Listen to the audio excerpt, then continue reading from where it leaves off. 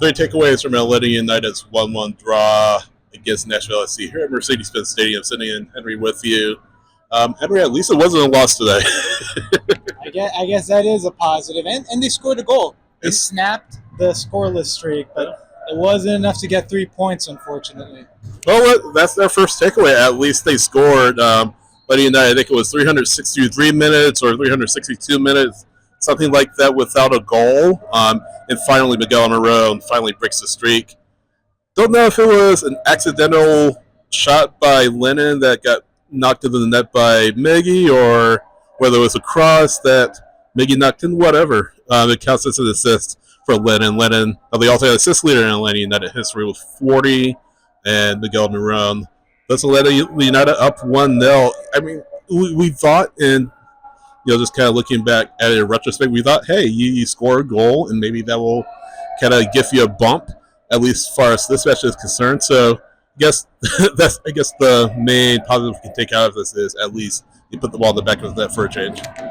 Yeah, I mean, it's baby steps, and I wish they made bigger steps, but, they scored a goal, and that's already progress considering how this season has gone. Is it good enough? No, it's nowhere near good enough, and it wasn't perfect by any stretch of the imagination. But things seem to be moving kind of in the right direction. And Ronnie Dyla kind of admitted, the team, it was playing pretty well in those first 30 minutes of the game before the goal. And then after the goal, it kind of, it kind of did step off the gas. And Brooks Lennon said it as much, this team has to realize that they have to be the team that scores the goal and just goes and finds that second goal. Yep. Not the team that, gets the goal and kind of sits back and takes a different posture in the game. You got to keep your foot on the gas, and you got to continue to be the dominant force in that game. And so it's good that they scored the goal, but they got to do a little bit more next time. Yeah, no shots on goal, I think, after they scored the goal. Certainly no shots on goal in the second half. I think I saw Joe Patrick tweet out that Atlanta United have averaged 2.2 shots, and I would say shots on goal, or the past X number of matches. I don't remember if it was 5 or 6. But at the end of the day, this team is not creating chances it needs to create, by and large. In the second half, it was a good example of that, and I totally agree with what Brooks is saying. You got to push for that second goal. I think a second goal wouldn't have ended it. 2-0 is definitely not an insurmountable scoreline, but it would have put Nashville under a lot of pressure. Yeah, look, 2-0 they say is the most dangerous lead in soccer, but a 2-0 lead would have gotten you the win in this game, because they end up getting that goal at the end, and we've talked about it before. This team needs to make changes, and this team needs to kind of find a way to get an attacking gear. You're already letting the goals in, and so you might as well go and look for those goals. And so it doesn't make sense to get the first goal and then just kind of step off after that. The disappointing stat is that both Miguel Almiron and Alexis Moranchuk didn't really create any chances in this game, and both of those are supposed to be your creative players. And look, I'll kind of accept that this wasn't a great game for my theory of Almiron at the 10, even though he did score the goal, because the whole point of being at the 10 is to create your chances. So, yeah, you definitely have to see something different from both of them. You have to see a little bit better. I was very disappointed with Alexei Moranchuk after this game. I feel like he had a lot of just kind of careless giveaways, a lot of very errant touches, bad passes that led to some chances for Nashville, stuff that was very preventable. I think he kind of gets in his head a little bit. He realizes he has all this time on the ball, and I think he's not used to that. And so he kind of overthinks a little bit, because he's like, I've got all this time to let me think about a really, really cool game-changing pass. And then, it just kind of, he blanks in that sense. I think if he plays a little bit more in this role and he kind of gets accustomed to it, and kind of they practice this a little bit more and refine that, he'll probably feel more at home in that sense, and you'll see a lot less of those mistakes in that sense. But I was a little disappointed with his performance today, and I need to see a little bit better, because he's not making a great case for himself so far, either in the 8 or the 10.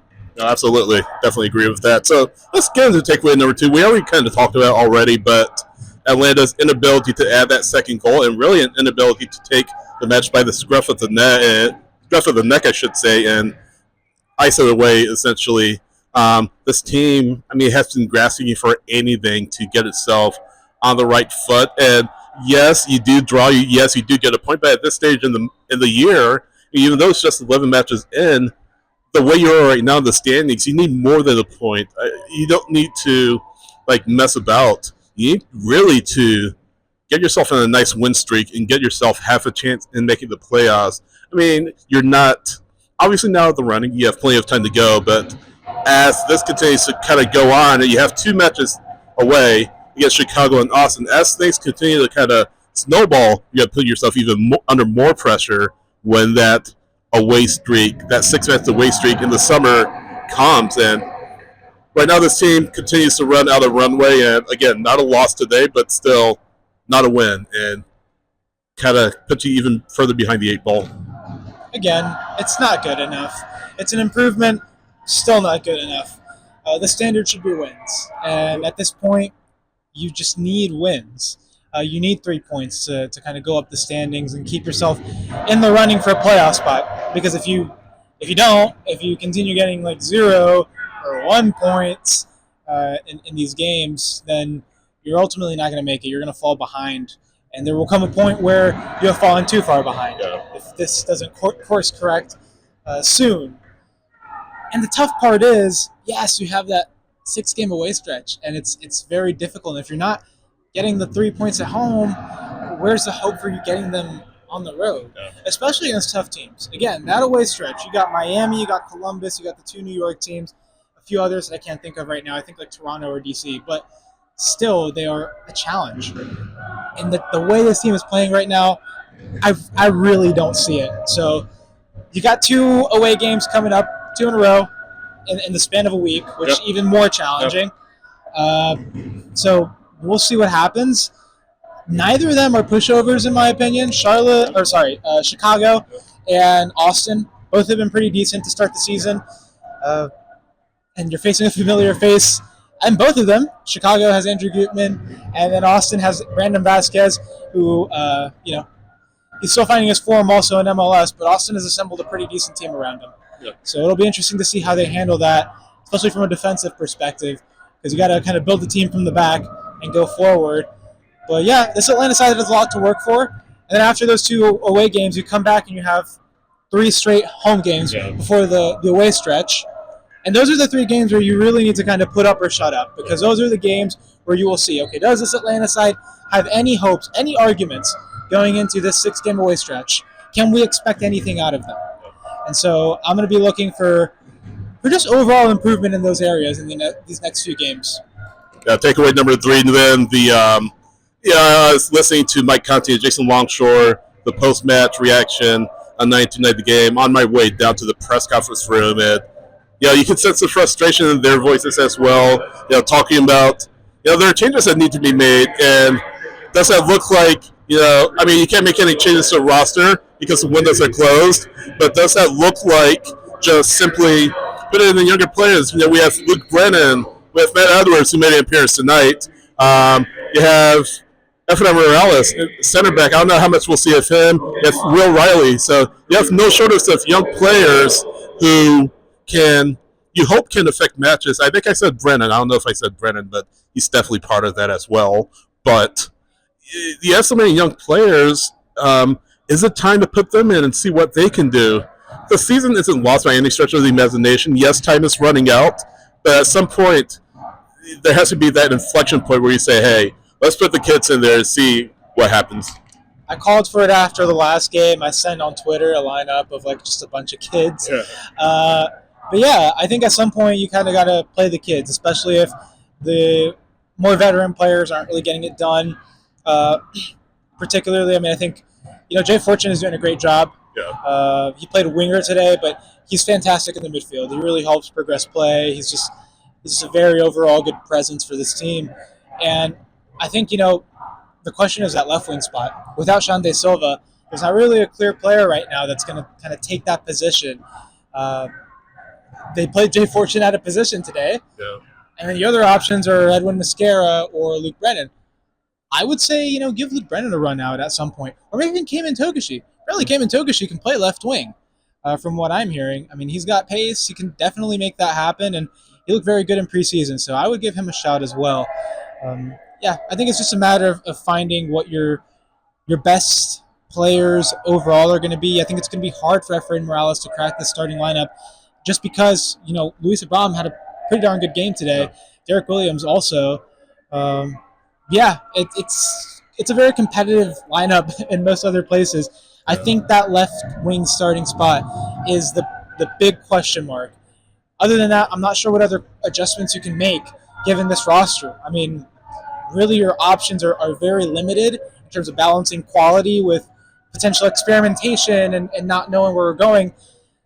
And really, a lot of the opponents that you're facing you don't really want to be tinkering against Philadelphia, who put 3 on you, or Orlando, and definitely not against Miami in Miami when you go to play them in that 6-game away stretch.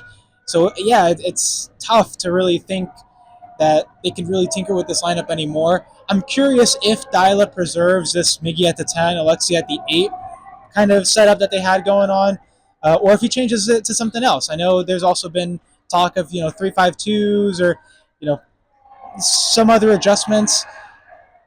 I don't know. At this point, I don't even know if formations are the problem. I don't know how much a formational change will improve things. Some of it also just comes down to these players kind of holding their nerve and managing the tempo in games and learning how to just keep going and not stop. Even when you've scored the goal or if you've conceded, don't stop there. Just keep it going and find your way to that next goal and will yourself into a win. And that's just not something that a formation can change. So here today, Atlanta United drawing Nashville SC 1-1 of the Southeastern Derby at Mercedes-Benz Stadium. As always, thanks to our partner Sweetwater Brewing Company for their support of Atlanta United. Go to or their support of Scarves and Spikes. Sorry, Atlanta United as well, but Scarves and Spikes. Sweetwaterbrew.com for all the information on the Rowdy Peach 420 and all of the great brews that they have. Sweetwaterbrew.com. Thanks again to Sweetwater Brewing Company for their support of Scarves and Spikes. Like, subscribe, share our content, get the word out. Of course, we'll have our match reaction show Sunday night, 9 p.m. Eastern Time. Join us and have your say on what you saw from Atlanta United. Sending Henry with you, signing off. We'll see you next time.